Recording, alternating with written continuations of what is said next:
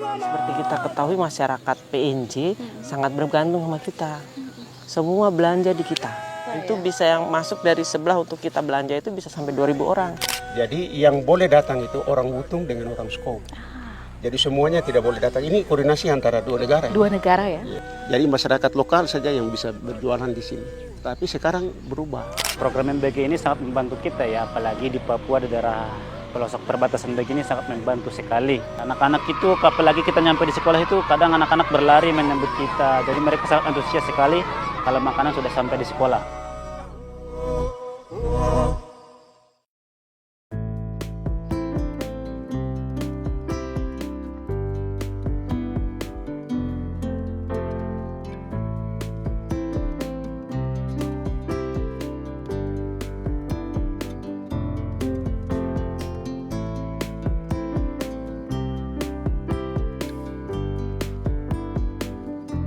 Saat ini kita berada di Skau Jayapura. Disinilah Indonesia menyambut dunia. Wilayah perbatasan bukan hanya sekedar simbol geografis, melainkan cerminan kehidupan bagi masyarakat setempat. Dan bagaimana cerita selengkapnya? Saya Tirza Bonyadone, ini dia Jelajah Inspirasi.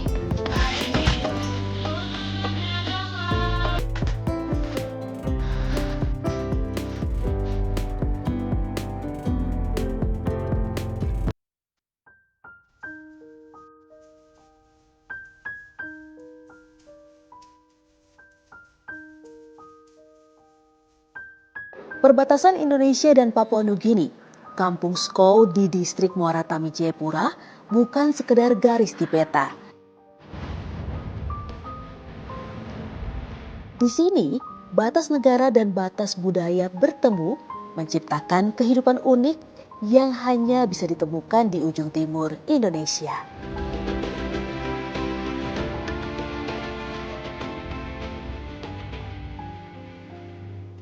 Setiap hari, pintu perbatasan dibuka pukul 8 pagi. Pada hari pasar, warga dari kedua negara bertemu di pasar ini. Bahasa yang digunakan bukan bahasa Indonesia, melainkan Pidgin Inggris. Bahasa sehari-hari masyarakat yang merupakan perpaduan bahasa lokal Papua Nugini dengan bahasa Inggris. Fenomena ini menunjukkan bagaimana kuatnya ikatan sosial dan ekonomi lintas batas di Skau.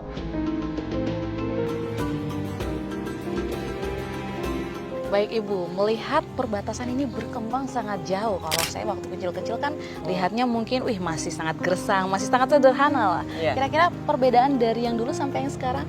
Silakan. Iya, jadi memang sangat jauh berbeda. Dulu susah kita mau ke sebelah itu ya harus ke sana. Belum lagi nanti kita harus lapor ke TNI bahwa kita mau menyeberang. Jadi agak ribet kalau ke sebelah. Jadi ini PLBN Skau ini diresmikan 9 Mei tahun 2017. Nah sebelum 2017 itu pos-posnya terpisah-pisah. Jadi imigrasi sendiri, nanti bea cukai sendiri, karantina sendiri. Nah karena melihat itu, kenapa tidak dijadikan satu pelayanan terpadu dalam satu gedung? Nah itulah akhirnya terbentuklah dibangunnya PLBN ini menurut Impres 6 tahun 2015. Ya. Izin Ibu mungkin bisa menjelaskan juga kepada kami. Ini kan pasti keunikan-keunikan dari masyarakat dan karakter-karakter yang berkunjung di sini kan pasti beragam sekali. Oh iya. Kira-kira boleh dijelaskan Iya. sedikit kepada kami?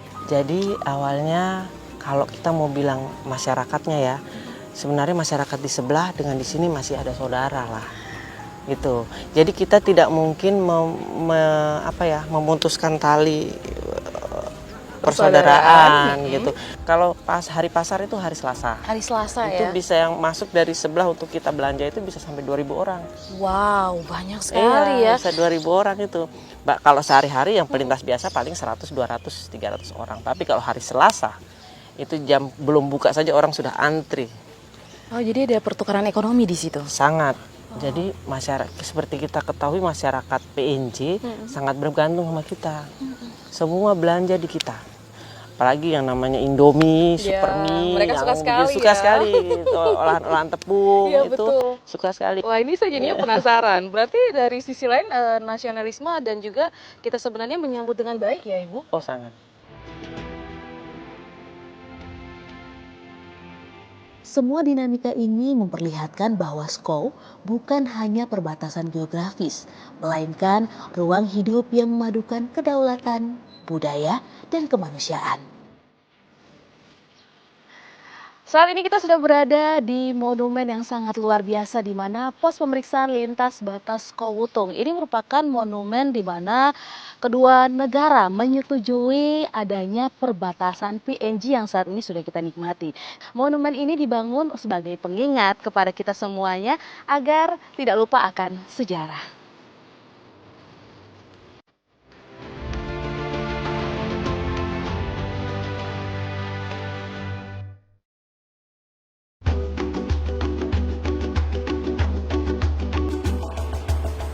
Ketangguhan masyarakat Skau tidak hanya terlihat dari semangat menjaga batas negara, tetapi juga dalam upaya mereka menjaga masa depan generasi mudanya. Dari hiruk-pikuk pasar lintas batas, perjalanan kita berlanjut ke tempat lain yang tak kalah penting. Dapur SPPG. Di tiap harinya, ribuan porsi makan bergizi gratis disiapkan dan didistribusikan hingga ke pelosok Skau dan ke kampung-kampung perbatasan. Disinilah semangat program makan bergizi gratis benar-benar hidup, menjangkau hingga perbatasan paling timur Indonesia. Ya, program MBG ini sangat membantu kita ya, apalagi di Papua ada daerah pelosok perbatasan begini sangat membantu sekali.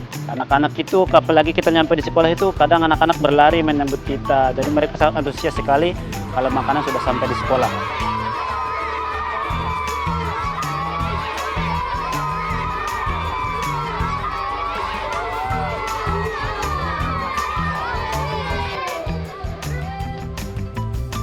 Program makan bergizi gratis di Papua membuktikan bahwa jarak dan geografis tidak menjadi batas pelayanan negara.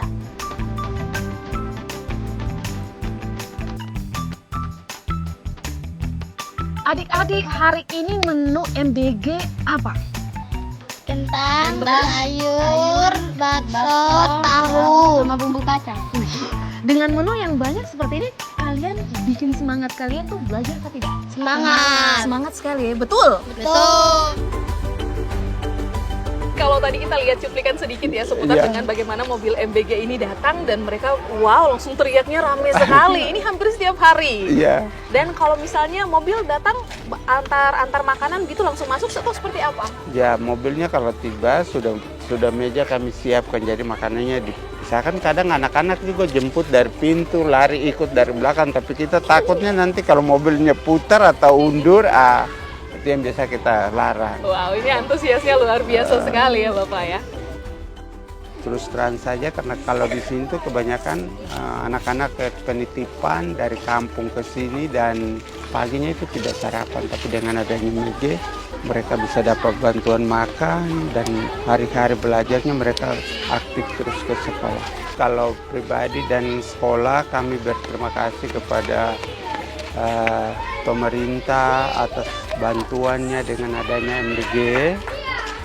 Anak-anak ini